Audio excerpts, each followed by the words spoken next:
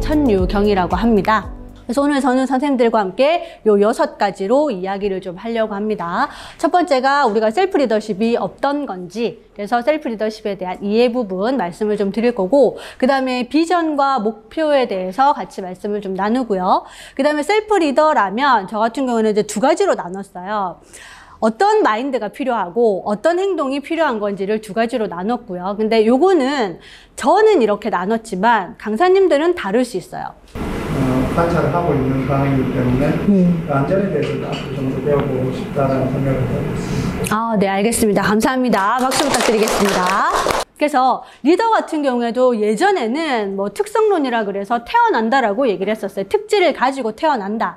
리더는 이런 사람이고 태어난다. 하지만 요즘에 이렇게 가면 갈수록 리더는 태어나는 것이 아니라 만들어지는 것이다. 그래서 육성되는 것이다 라고 이야기를 하고 있거든요. 그래서 이런 것들도 내가 어떤 행동을 하고 내가 어떤 마인드를 가지고 하느냐에 따라서 리더가 만들어지는 것이기 때문에 저는 이 문장이 참 마음에 들어서 가지고 와봤고요. 특히 셀프 리더십 강의 가면 여기 다음부터 오고 있는 이 3문장에 대해서 엄청 중요하게 생각을 해요.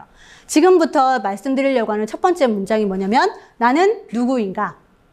나를 알아가는 것 자체가 되게 쉽지 않다라고 얘기를 합니다. 내가 어떤 사람인지.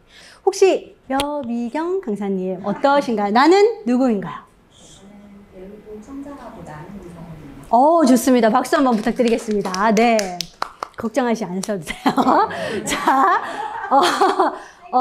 네. 왜 제가 이 말씀을 드렸냐면 지금 2분은 저희가 확실히 산업강사 양성과정이랑 달라요. 기업에 가잖아요. 그러면 뭐라고 얘기할까요? 저는요, 33살이고요. 저는 회사에서 마케팅 부서에서 근무를 하고 있습니다. 이렇게 얘기를 하세요.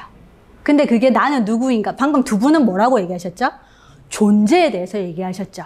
오늘날의 기업 환경이 이렇게 치열해졌죠. 그래서 변화해야 됩니다. 그래서 효율적으로 대처해야 됩니다. 그래서 우리는 셀프 리더십을 배웁니다. 제가 지금 계속 연달아 계속 이 뭐에 대해서 지금 얘기를 드리냐면 왜 니네가 이걸 배워야 되는지를 계속 지금 넣고 있죠. 그래서 오늘 저는 이거 한번 해볼 겁니다. 강사님들하고 직접 이거 해볼 거고요. 그 다음에 조직의 목표에 대한 것들이 어떻게 세우면 좋은지도 이야기를 좀 해볼 겁니다. 그래서 요즘에는 이런 리더십들이 엄청나게 많다. 근데 그러면 이제 강사님들께 한번 질문을 드려볼게요. 리더십이 종류가 엄청나게 많죠. 자, 지금 제가 요거서 말씀드렸고 요거에 대해서 말씀드렸고 요거에 대해서 말씀드렸어요. 공부 다 하시겠어요? 네, 다 하시겠어요? 네. 어떻게 할까요, 그럼? 어떤 부분이 조금 다르실까요? 위에는 누군가 또 셋 중에 하나가 뭐 어떤 사람이 리더인지 그 부분에 말하는 거고 네. 할 거는 리더의 자질에 대해서 질문을 탁월하십니다. 박수. 네. 오, 잘하셨어요. 그 다음에 리더는 어떤 사람인가요? 라는 거에 대해서는 요 2가지를 가지고 이야기를 좀 드릴 겁니다.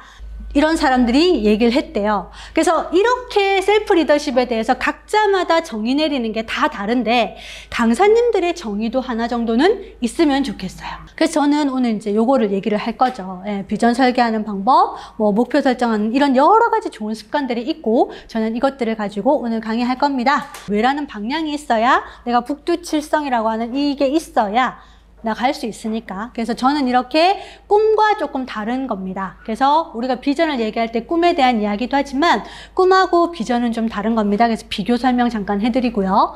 그럼 우리가 가지고 있는 미션이 뭔지, 우리가 가지고 있는 비전이 뭐고, 내가 가지고 있는 핵심 가치가 뭔지가 분명히 우리도 있어야 되겠죠. 네, 강사님들은 가지고 계셔야 되겠죠. 내가 진짜 존재 이유가 뭔지를 한번 찾고 그 다음에 비전 찾고 미션을 찾으셔도 됩니다. 그래서 이 작업을 오늘 강사님들과 한번 할 거고요. 교육생들하고도 나중에 가셔서 하시면 됩니다.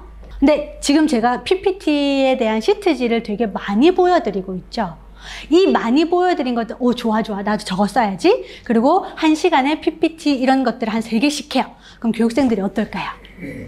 싫어하시겠죠. 왜 자꾸 쓰라는 거고 왜 자꾸 하는 거야. 그래서 제가 이거를 다 드리지만 강사님들께서는 제가 아까 분명히 말씀드렸습니다. 1시간에 시트지 1장. 2분이서 대화. 그리고 1분씩 대화를 하게끔 하고 1분을 대화하고 난 다음에 강점을 적어주시라고 해요.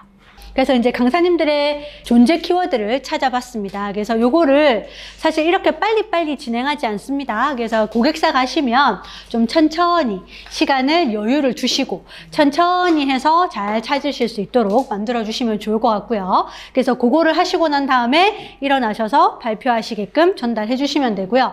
아까처럼 제가 시트지를 들여서 하는 방법도 있고요. 이런 것보다 나는 조금 더 젊은 친구들이다, 강의를 간다라고 하시면 이거를 아예 띄워놓으시고 그 친구들한테 직접 해보세요 라고 하는 방법도 있어요. 교육생분들도 중요한 건 내가 가고자 하는 내 속도가 분명히 있을 거고, 셀프 리더십에서도 내가 가고자 하는 방향이 분명히 또 있을 겁니다. 그건 각자의 속도대로 각자의 방향대로 가면 되는 거다. 그래서 가슴 뛰는 목표를 정해야 된다. 이 세 가지 중에서.